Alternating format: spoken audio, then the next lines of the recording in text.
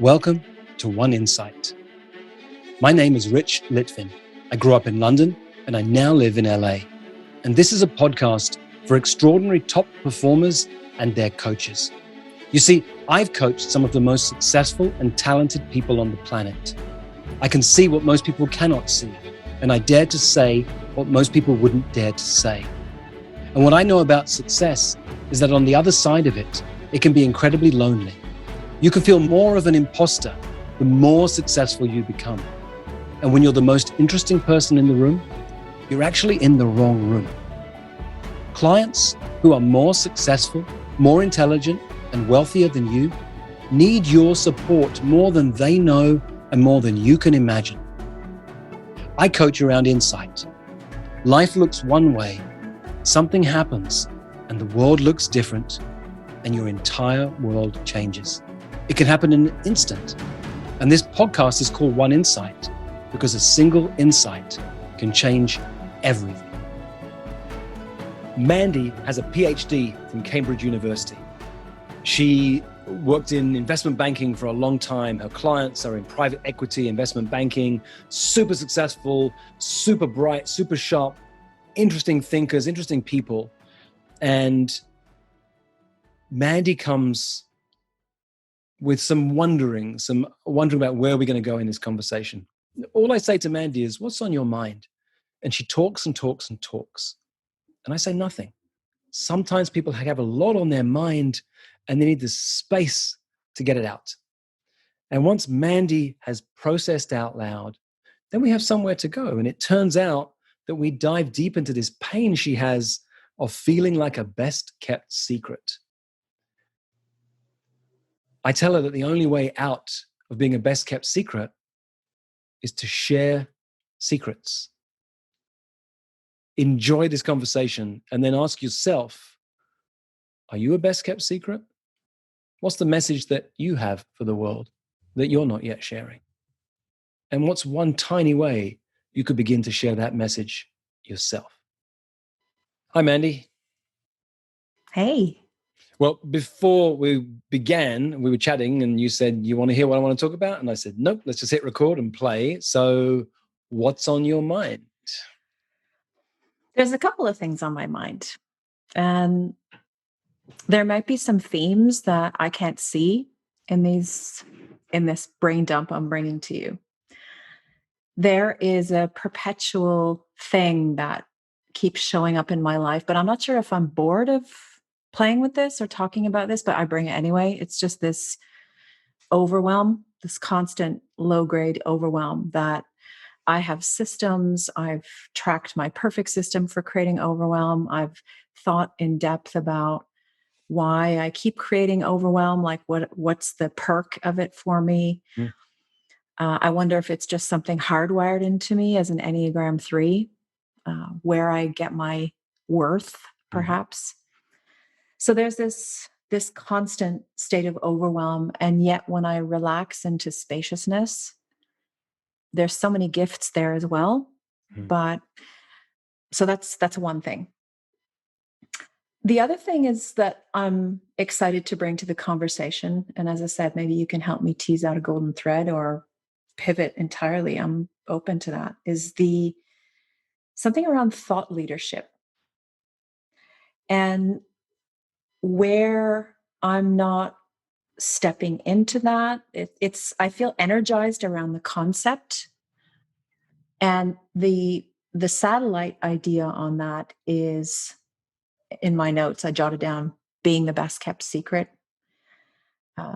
feeling like I want to bring more visibility, feeling like I want to lean into being more of a truth teller. And somehow, and maybe this is the most useful thing that has pink highlighter all over it in my notes of what to bring to Rich today, is feeling stuck in the in-betweenies. Where the best way, because I speak a lot in metaphor, is like to be going from one way of being, which could be the overwhelm, to being in a place of more spaciousness, but it's like being a trapeze artist, like holding firmly onto one. And there's that little moment in time where you have to let go of one bar and be suspended, like Coyote in Roadrunner in midair, where you're sort of hanging there before grabbing onto something else. And this is this place that for myself, I call the in-betweenies. And being in this space suspended between ways of being, in other words, between being in this place of being a type A driven, Enneagram 3, always on the move, full calendar, exciting things happening, there's benefits to that. And I think that's why I don't want to let go of that trapeze, because I know that the one I'm reaching for also has benefits: the spaciousness, the surrender, the relaxing into a new way of being. But there's probably that side of me that doesn't fully believe it, or doesn't feel like it's going to be as good as what existed before. So somehow I feel like the in-betweenies have almost like frozen in a freeze frame. Mm. And it feels like I don't want to go back and I don't want to go forward. And I feel kind of in this limbo place.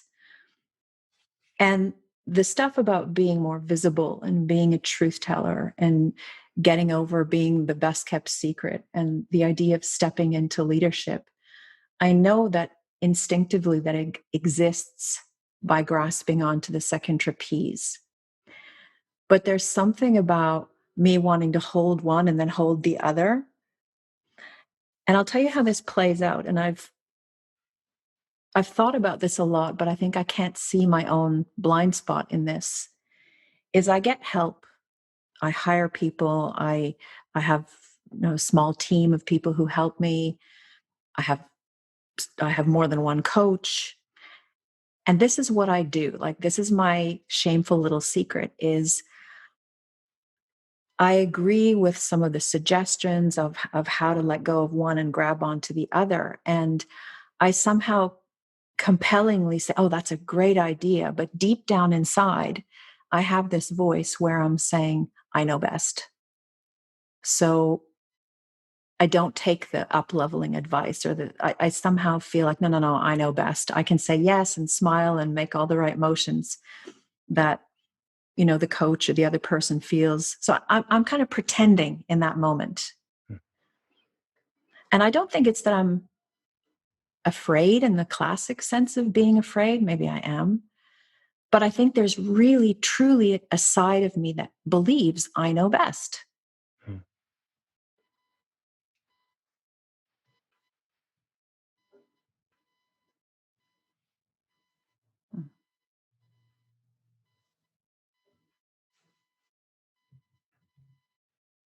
What have you got as an insight from anything that you shared just now?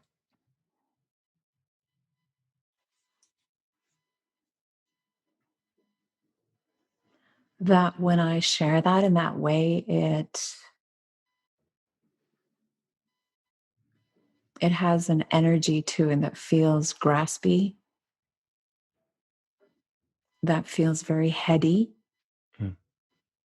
that feels like I'm really trying to bring my brain to the puzzle, and that I'm speaking to you purely from the neck up. Yeah. So while I speak to everyone who's listening, will you take off your headphones if you need to and move your body and get into your body right now? Pretend no one's watching, and I'm going to talk to everyone else. Notice what just happened. I asked a single question. I said, what's on your mind? That's all I said. And then I was quiet. Then Mandy let go of all the stuff that's on her mind. She caught it at the end because she said it sounds very heady. Well, yeah, it was what's on her mind. So I gave Mandy space to process out loud. We don't often have much space in our world to do that. And there's one powerful thing you can do as a coach with your clients. Give them space to process out loud. What's on your mind? So, Mandy, what comes to me is, if the world wasn't quite the way it was right now, what I might say to you as an assignment is sign up for a lesson at trapeze school. So you can viscerally feel what it's like to be on a trapeze. Were you in 4PC when I took 4PC to trapeze school at Santa Monica Pier? No, I started right after that. So we literally took our community to feel what it's like to be on a trapeze. And I'm picturing you're swinging from one trapeze to the next, and it's scary. They teach you, there's safety, there's the mesh underneath you that will catch you, the net, there's wires on you. It's safe up here. But your body isn't designed to think that way. It doesn't think, it feels, and it feels overwhelming. And so you swing and you can let go and grasp the other one or catch the hands of the person who was in front of you, the expert who was there. And it was really scary. Many people couldn't do it. But I think rather than talking it through, I literally send you for a class at trapeze school. And then we talk some more about what is it like? You probably can't do that right now. Not sure any trapeze schools are open at this moment in time. But what I've got an image of is you swinging and grasping the other trapeze and not letting go of this one, which means you'd literally be hanging in midair, suspended between the two with absolutely no motion. That's the image that comes to me. Mm-hmm. And that's what I mean about feeling frozen in time. And then there's the irony of the voice that said, see, I know best. And I'm thinking like, what are you talking about? So I have these weird inner dialogues with myself. Now, when there's a little bit more white space in my life, all this toing and froing can come up in my head, but it's partly comical. And this is the funny thing about being in the in-betweenies, because I can see it myself as a coach, but it doesn't mean that I can outthink it, or no matter what I try to do to get myself out of that being holding on to those two places and being suspended in time. So this is why I say this is what my blind spot. This is what I was excited to play with today. Well, look, you literally can't go and do trapeze school right now, but there's only one solution. If you grab onto the second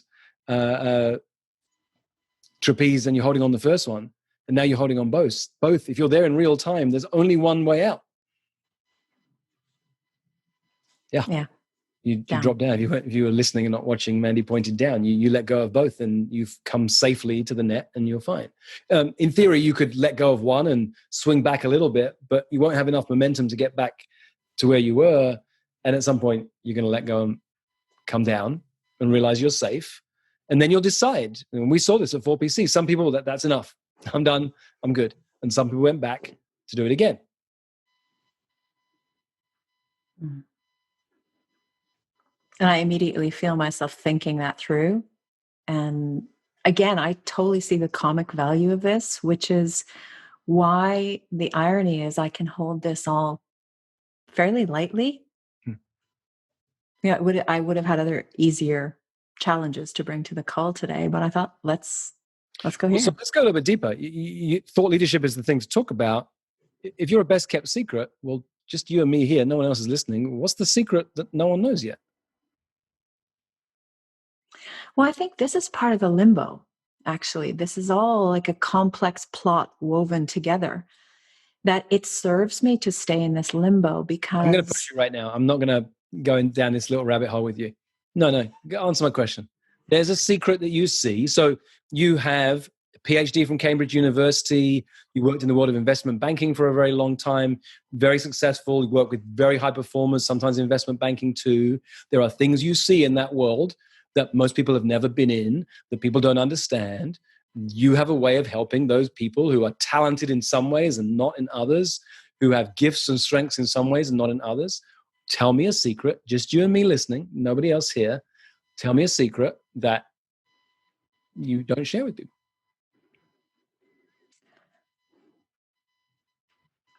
There's something about these people being in exactly the same place. They're holding one trapeze. They're stuck in that place. And maybe I feel a little bit like if I'm a thought leader, I should really have this figured out. I should really be able to teach trapeze. Hang on, don't go there yet. You've gone there too quickly because you're a coach and you see it. Stay with, so they're caught in two worlds. It's almost like they're hanging on to two sides of the trapeze at the same time. Mm-hmm. Just make it a bit more real for me. Tell me more what that means. So for example, they're if I'm working with a particular woman right now who is masterful at what she does, works in private equity. She's also a best kept secret. And so we're working on helping her with her thought leadership. I'm working on her with her thought leadership. I'm helping her on being courageous enough to bring her gifts to the table at a senior leadership team where she's the only woman. She's incredibly educated, and she will pull back in the moment. So this is a case that I end up coaching. She's just one example of many, many, many other iterations of exactly the same thing, of this limbo moment, this in between, where she wants to break through to the next level. And yet in the moment, something makes her pull back or freeze.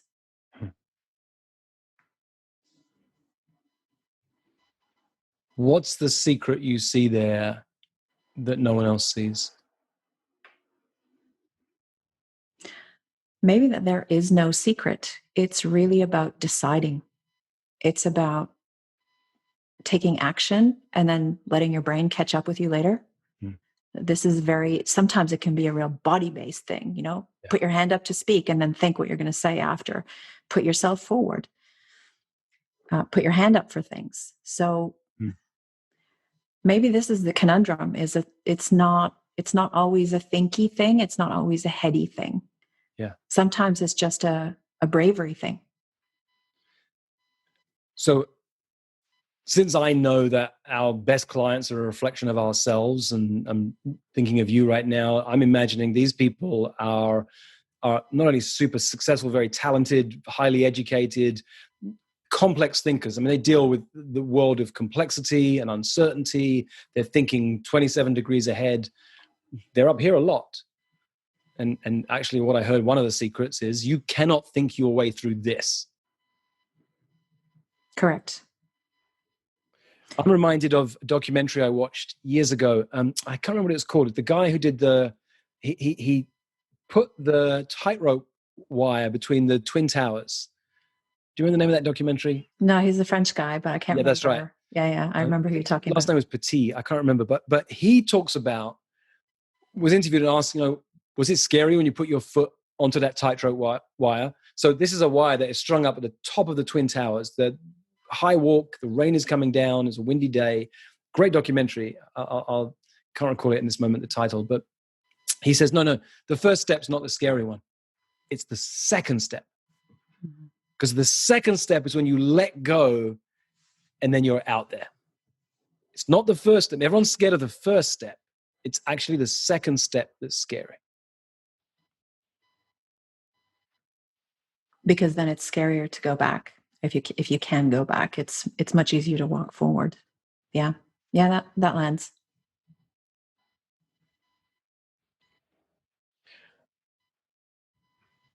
Let me ask you 3 questions that I found really help people step into thought leadership. Number 1, what is a counterintuitive truth that you see for your people? Most people think ... but the truth is ... Most people think that leadership is about being armored up, about knowing all the answers, about really being in your head. And the reality is that there's so much power in leading from behind, being in your body and being able to tap in all the wisdom, not just from the head up, but the heart wisdom, the gut wisdom, the power of intuition. That came up immediately. Great. Second question. What's one belief in your field or industry that's BS?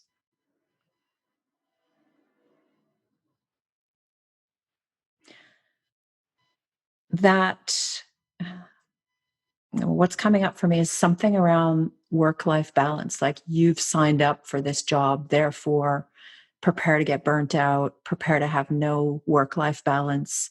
Something about you signed up for this, and therefore if you're burnt out or tired or never see your kids, well, you signed up for that. Nice. The third one is, what's a thought, an idea, or a belief that you have that is actually scary to say out loud. Like, oh, I might share it with Rich right now, but there's no way I'd share this out loud with the community who I work with, at least for now.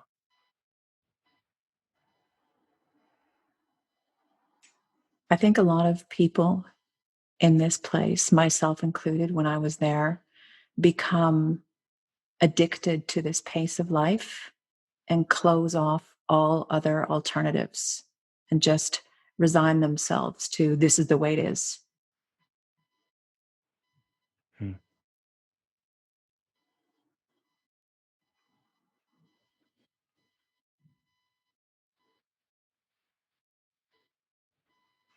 Thought leadership requires thinking. You do a lot of that.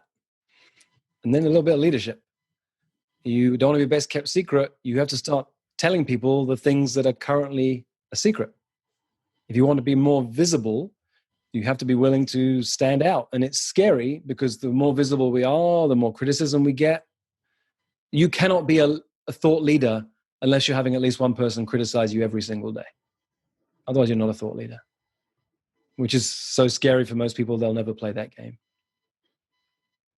You want to be more of a truth teller, then those 3 tools I just gave you, those 3 exercises will help you go down that rabbit hole a little bit deeper. But you got to go deeper and deeper. What are the truths that your people need to hear? What are the things that they're not looking at? And as you spend time there, you'll see more and more and more. And some of that will be going inside here because, of course, you're in the same trap that they are. And some of it are going over there, the stories that come from your clients and the people you work with. Mm-hmm. But that's your job, Mandy. If you want to stop being a best kept secret, you've got to start sharing secrets. Mm-hmm. Okay. Let me make it simple in how you do it as well. You don't have to now think, well, how do I get that message out to 10,000 people? It can be one conversation at a time, writing an article for one client. To this day, I have thousands and thousands of people who write what I read. I always think of one person. Who am I writing to when I write this? And then I write something. And I don't care whether everyone resonates with it. I'm writing to that one person. So start off by writing to that. But literally, you can email them and say, hey, I wrote something for you. Would you like me to share it with you? And then you're talking to another client. Hey, I wrote something for one of my clients. Do you think this would be of interest to you? And one conversation at a time, this stuff will grow out. And I think it's a great exercise because I think a lot of more provocative truths will come out as well, because what just came up as you were talking is sometimes these conversations with my clients, because they're so skilled at lying to themselves in many ways to be able to stomach the lifestyle that's associated with this kind of a job. Like they're so good at, we want to bring our reality in balance with our integrity. If you can't see your kids, then there must be some payoff somewhere else. So it's this constantly this negotiation to try to get back into some kind of integrity. And I'm drawn to quite provocative questions, like, how are you lying to yourself?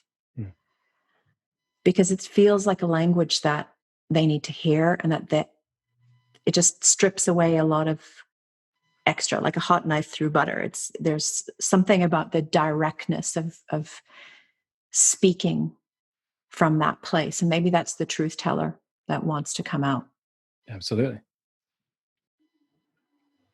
I feel your power as you're saying that. So if you're listening or watching, watch what I do right now with Mandy. So Mandy, at the beginning of the conversation, you said there's 2 things I want to talk about. One is this sense I'm in this perpetual overwhelm, and I've done all the work on this, and I get it intellectually, but I'm always in this perpetual overwhelm. And there's this other thing around thought leadership, and we dived in here. But let me bring it all the way back to this idea about perpetual overwhelm, because you've been talking about this the whole way through. What's an insight that you have around that based on anything you've shared just now? It's turning the mirror onto myself as well. Like, what are the hot knife through butter questions I need to ask myself? Where am I lying to myself? And the thing is, it's not very sophisticated, but this again brings me back to being in the in-betweenies, because I've done the work on getting out of overwhelm. I've had coaching by the best coaches in the world. I've journal on this. I think about this. I change my lifestyle on this. But yet there's something like this siren song of going back into that lifestyle of doing, constant achieving. There's also something there. So I think a lot of these truths that I would bring to my clients are still things that are very close to home for me. So I'm writing them for them, but I'm also writing them for me. I think that's the key, that realization that actually this is for you. This is for your freedom more than theirs. So I was trying to make a little cone with a piece of paper. And here's the thing, you say, I've done all the work on this. No, the way I believe it, evolution is like this. You go around the cone and you spiral up towards the top of the cone. That's the evolution we're on, the journey we're on. So, but there are these lines going down this cone. So you handle the stuff, the relationship stuff at this age when you're single, but then you start dating and you've got other relationship stuff, and then you're married, and then you're divorced, and you keep hitting that relationship line again and again and again, different ways. So you have a line around overwhelm and overwork and addiction to this busyness that you hit, and then you transcend, but you come back to it. Each time you're coming back to it at a higher level of evolution, man. You don't lose sight of that. You are doing lots of deep work on yourself. This might be a theme that's with you forever. And it might be a theme at some point you transcend. But you're doing the work and you keep moving beyond it. You just got to keep that awareness up, because I love the way you use the word addiction. I know this one. The only addiction we get acknowledged and praised for is this addiction to work. Mm-hmm. And I know this one myself. I really do. Which is what makes it so insidious, because actually for those of us who have overachiever tendencies and get, like a rat goes through a maze, when it does something, it gets a pellet. Every time we get validated for it, there's pellets coming in. And there's something about the power of self-pelleting, like self-validating and getting to that place. And again, I'm pretty good at that. I've gotten to a place where I feel really good in my own skin, but there are still these moments of suspension between the two trapezes. Yeah. Look, we can't do this stuff for ourselves. I was literally on a call with my men's group 2 days ago when I had this insight that one of the guys is still going through the same stuff 6 years later, that he's always working on this one question, never resolves it. And I said to the guys, hey, what if we do a session where we each tell all the other guys what their thing is? And one of the guys immediately went, well, we know what yours is, Rich. It's overwhelm and always having too much work, that you never got enough space for yourself. And I was like, oh, I wasn't ready for that. Maybe in a week. But he saw it immediately. And it's like, he's right. It looks like right now that I'm working really hard. I'm serving more than ever before because of coronavirus. I'm supporting so many coaches that are not even in my community. I'm creating more creative and more productive than I've ever been. And I'm homeschooling. And relationship stuff is overwhelming because we're around each other 24/7. It looks like this is the circumstance. But that's a recurring problem for me. I always, on a regular basis, have these issues going on. So the only thing in common is me. It's not the situation. So I can't wait till you start to share more about this, because it's a lesson that I've been working on for myself for my entire life. And the strand of spaghetti, if I trace it back, comes back to this idea that I shared of somehow there's this really powerful voice in me. And I can't tell whether this is like a core grounding voice, like my center of gravity, or if this is just a shape-shifting inner critic that is just barnacled onto my existence somewhere. I sometimes struggle to tell. Well, I do struggle to tell. And it's the thing that says, I know best. I can tell you how to tell the difference. That still small voice within compared to that inner critic, the still small voice within never judges you, never says anything mean, never says anything harsh. That inner critic comes from that place of judgment. And so listen a little bit more deeply when you hear that voice, so you begin to distinguish the two. And that voice that sounds like the inner critic and often sounds like our mother or father, or if we listen really carefully, all it's doing is keeping us safe. Mhm. And safety is the way things have always been. So we go back, even though we want to move away from this, our system is designed to keep us safe back the way things used to be. I got praise and acknowledgement as a little kid for when I accomplished things, and it made me feel good. And even though whilst now I can be exhausted, it no longer makes me feel good, but I keep on achieving. If I don't have this heightened awareness, my system kicks in. And we've got to be vigilant.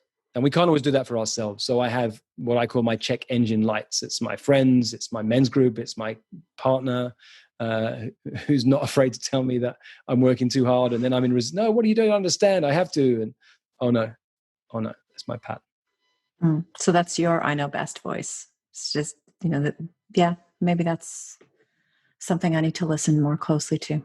Yeah. What did you say? The inner engine? There's the still small voice within, and then there's the voice of our inner critic. And the inner critic can be harsh and judgmental, and the still small voice within comes from a place of love. They're both trying to keep us safe in different ways. It's not that one is better or worse. Your system is designed to keep you safe. The game that you need to play, though, is a game that transcends safety. It will not be safe to be a thought leader. If you're not willing to hear criticism on a regular basis, then don't step into that path of being a thought leader, man. It's hard. It's challenging. So, except you will be safe underneath all of that. And yeah, look, I believe in you. I can't wait to hear more and more of this as you share it. But it's time, if you want to stop being a best kept secret, to share secrets. Yours, your people's, the ones you see. You want to be a truth teller, it's time to tell some truths. Thank you. Thanks, Mandy. For most of human history, it wasn't called coaching, it was called leadership. And it's what I love to do, to coach people, to lead people, and to mess with people's thinking. If you'd like more of this, or if you'd like to learn more about our community of extraordinary top performers, go to richlitvin.com/oneinsight.